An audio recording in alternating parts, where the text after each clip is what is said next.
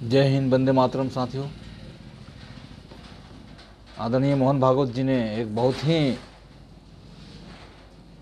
Objectionable वक्तव्य दिया है, जिससे ब्राह्मण समाज पूरी तरह से आहत है और असहमत है। आदरणीय मोहन भागवत जी का जो संगठन है राष्ट्रीय स्वयंसेवक संघ, ये राष्ट्रहित की बात करता है, राष्ट्र की सेवा भी करता है और इसके स्वयंसेवक समाज में चेतना पैदा करते हैं, घर घर पहुंच करके उनके दुख दर्द में शामिल भी होते हैं। और उन स्वयंसेवकों में मैं दावे के साथ कह सकता हूं कि 80% आज भी ब्राह्मण हैं। भागवत जी, आप जिस समाज की नींव पर खड़े हैं उसी समाज को गाली देने का कार्य कर रहे हैं आप।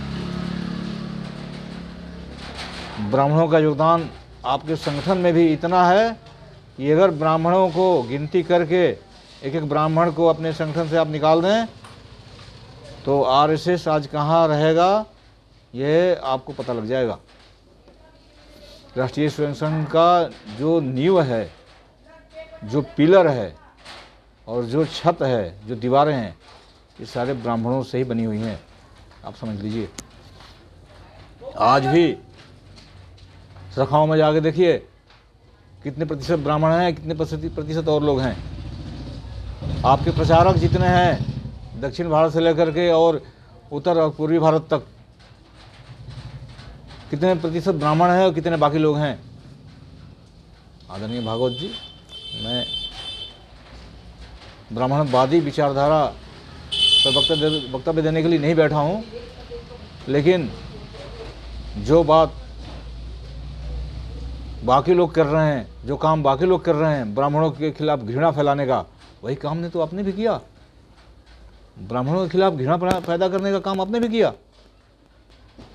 आप जैसे विद्वान व्यक्ति के द्वारा इस तरह के वक्तव्य दिए जाएं, ये कभी हम स्वीकार नहीं कर सकते और न समाज इसको कभी मानेगा।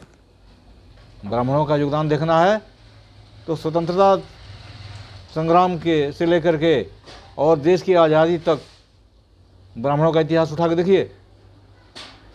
ब्राह्मण कितने बलिदान हुए और बाकी लोग कितने बलिदान हुए।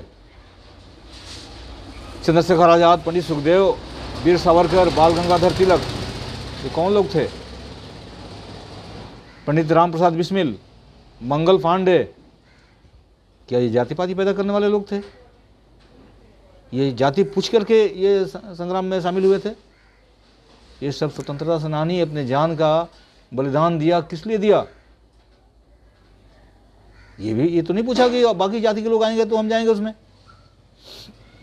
देशबंधु डॉक्टर राजीव दीक्षित, राजगुरु विनोबा भावे, गोपाल कृष्ण गोखले, आज़ाद हिंद फौज की पहली महिला पंडित लक्ष्मी सहगल, यहाँ तक कि अपने संपत्ति दान देने के बाद भी भिक्षाटन करके बनारस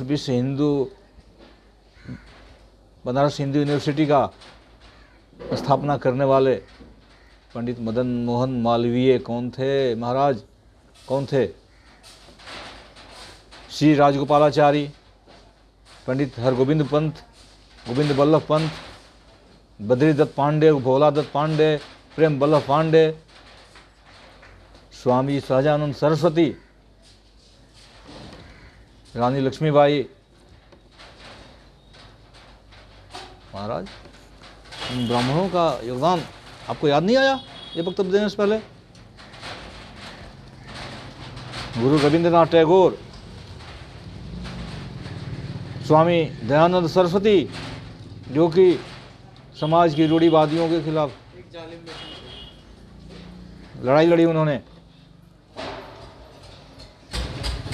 अगर ब्राह्मणों का इतिहास आपको याद नहीं रहा तो कम से कम एक बार इतिहास निकाल के पढ़ कर लेते। आप आदरणीय हैं, आप ऐसे संगठन के अभी प्रमुख हैं जो कि देश सेवा के लिए जाना जाता है, समाज तोड़ने के लिए नहीं जाना जाता। और आपका वक्तव्य समाज तोड़ने के का काम करेगा और समाज में ब्राह्मणों के प्रति और घृणा को पैदा करेगा। इसलिए हाथ जोड़ के आपसे विनती है कि कभी भी इस तरह का वक्तव्य दें तो एक बार उनके इतिहास से जरूर देख लें। हमारे पंडित दीनदयाल उपाध्याय का पूरा जीवन समर्पित हो गया ब्राह्मणों को के साथ साथ बाकी समाज को जोड़ने में। पंडित श्यामा प्रसाद मुखर्जी बलिदान हो गए। उन्होंने ये तो नहीं पूछा कि मैं ब्राह्मण हूं, मैं क्यों बलिदान हूं, बाकी समाज के लोग नहीं आ रहे हैं। तो इस तरह की वक्तव्य देने से पहले ब्राह्मणों के इतिहास, ब्राह्मणों की त्याग, ब्राह्मणों की तपस्या और ब्राह्मणों का योगदान को जरूर ध्यान में रखा जाए, ये आपसे विनती है। आज ब्राह्मण कहीं भी रावण को नहीं पूछता है। अगर ब्राह्मणों में जरा भी ब्राह्मणवाद, जाति पाति, ऊंच नीच का भेदभाव होता तो ब्राह्मण रावण को रावण के रूप में जलाने का काम करते हैं और श्री राम को भगवान के रूप में पूजा जाता है। ये ब्राह्मणों का योगदान है, ब्राह्मणों की देन है। गोस्वामी तुलसीदास ने अपने रामायण में रावण को खलनायक के रूप में पेश किया है, जो कि खलनायक था। इसलिए और ब्राह्मणों ने श्री राम को उनके चारों भाइयों सहित, पत्नी सहित पूजने का कार्य किया। उन्होंने हनुमान जी को संकट मोचन का नाम देकर के ब्राह्मणों ने उनको पूजने का काम किया। यहाँ तक कि भगवान कृष्ण को, जो कि एक यदुवंशी थे, एक यदुवंशी कृष्ण को ब्राह्मणों ने भगवान का दर्जा दिया और पूजा। अगर इस तरह की भेदभाव और इस तरह की कोई जाति पाति हमारे मन में होती तो हम किसी ब्राह्मणों को बना लेते, लेकिन ऐसा नहीं है। ब्राह्मण हमेशा सत्य पर चला है, सत्य की बात किया है और सत्य की बात से ही समाज को हमेशा जोड़ने का काम किया है। आज ब्राह्मण कहीं भी जाता है तो जय हो और कल्याण हो का ही आशीर्वाद देता है, कोई चाहे आशीर्वाद ले या न ले। ब्राह्मण किसी का बुरा नहीं चाहता, न बुरा करता है। इक्का दुक्का हर समाज में ऐसे लोग हैं जिनको अपवाद माना जा सकता है, लेकिन 99.9% ब्राह्मण देश कल्याण, विश्व कल्याण और वसुधैव कुटुंबकम की बातों पर चलता है और उसकी ही परिभाषा को अमल में लाता है। इसलिए ब्राह्मणों के ऊपर कोई सवाल पैदा हो ही नहीं सकता कि वो ऊंच नीच की बात पैदा करे। ब्राह्मण तो भिक्षाटन करने वाला रहा है हमेशा, लेकिन किसी का नुकसान नहीं किया, किसी के साथ दुर्व्यवहार करके, उसका धन छीन करके, उसके यहाँ डकैती करके, उसके यहाँ लूट मार करके किसी का धन नहीं हड़पता ब्राह्मण। ब्राह्मण के पास अगर कमी होती है तो भिक्षा मांग करके खा लेता है, गुजर बसर कर लेता है, लेकिन किसी के साथ अत्याचार नहीं करता। आप इस बात को देखें कि हमारे देश में एक ऐसे भी ब्राह्मण हुए जिनका नाम आचार्य चाणक्य रहा। उन्होंने मौर्य वंश की स्थापना करने वाले चंद्रगुप्त मौर्य को भारत का शासक बना दिया। भारत का सम्राट उन्होंने किसको बनाया? पिछड़े, आज के समय में अति पिछड़े समाज में गिनती होने वाले मौर्य वंश को, जो कि हमारे भारत का सम्राट बना, किसने बनाया? क्या आचार्य चाणक्य के मन में जाति पाति, ऊंच नीच का भेदभाव होता तो एक मौर्य वंश के ग्रुप, एक मौर्य को देश का राजा बनाते, शासक बनाते? कदापि नहीं। इसलिए मेरी हाथ जोड़कर विनती है कि ब्राह्मणों के योगदान को जरूर ध्यान में रखिए। जो अभी छुट भैया नेता हैं, ब्राह्मणों को गाली देते हैं, अगर उसी की भाषा आप भी बोलने लगे तो भागवत जी आप में, और ये जो जाति की राजनीति करने, जिनकी ज़मीन खिसक चुकी है, जिनको कोई पूछता नहीं है, चुनाव दर चुनाव हार रहे हैं, उनकी भाषा आप बोल रहे हैं, तो ये तो बड़ी अफसोस हुआ आपकी बात को सुन करके। स्वामी प्रसाद मौर्य हो, चंद्रशेखर यादव हो, आज बिहार में शिक्षा की स्थिति देखिए। वहाँ का सेशन 3-3 4-4 साल पीछे चल रहा है। वहाँ का शिक्षा मंत्री उस पर बयान नहीं दे रहा है, उस पर उसका ध्यान नहीं है। उसका ध्यान कहाँ है? समाज को बांटने पे, समाज को लड़ाने में।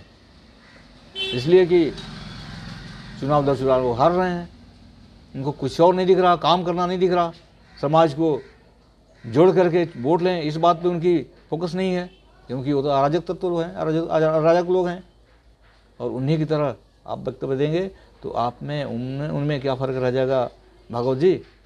इसलिए आपसे निवेदन है कि कभी भी इस तरह का वक्तव्य दें तो किसी को चोट न पहुँचे और गलत वक्तव्य, इस आपके बयान को पूरी तरह से गलत मानते हैं, ये झूठा बयान है, बिल्कुल निंदनीय बयान है, और आपके इस बयान से कोई भी ब्राह्मण समाज आप सहमत नहीं होगा, और पूरी तरह से ये जाहिर होता है कि आप एक राजनीतिक बयान दे रहे हैं जो कि आपका काम नहीं है।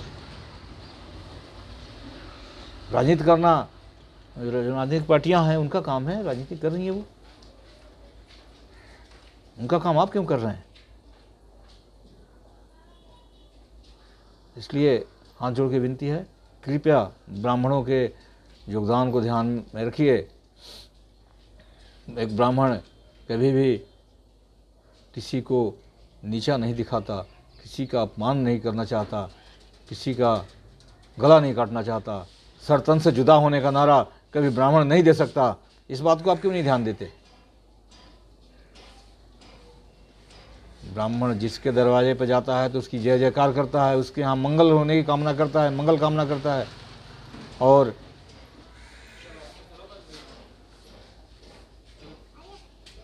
इसी कामना के साथ चाहता है कि विश्व में शांति बनी रहे। एक ब्राह्मण जब मंदिर में पूजा करता है तो अपने लिए कुछ मांगे न मांगे विश्व कल्याण की बात जरूर करता है ईश्वर से, विश्व का कल्याण हो, इस तरह के नारे लगाए जाते हैं मंदिरों में ब्राह्मणों के द्वारा। प्राणियों में सद्भावना हो, इस तरह की बातें बोली जाती है ब्राह्मणों के द्वारा। महाराज, आप नेता बनने के चक्कर में कहाँ पड़ गए? ये छुट भैया नेताओं का काम है ब्राह्मणों को गाली देना, आपका काम नहीं है। इसलिए आपसे हाथ जोड़ के विनती करता हूँ कि ब्राह्मणों को गाली देने से पहले मोहन भागवत जी 10 बार सोचिए। ऐसा बात मत बोलिए कि ब्राह्मणों ने बनाया।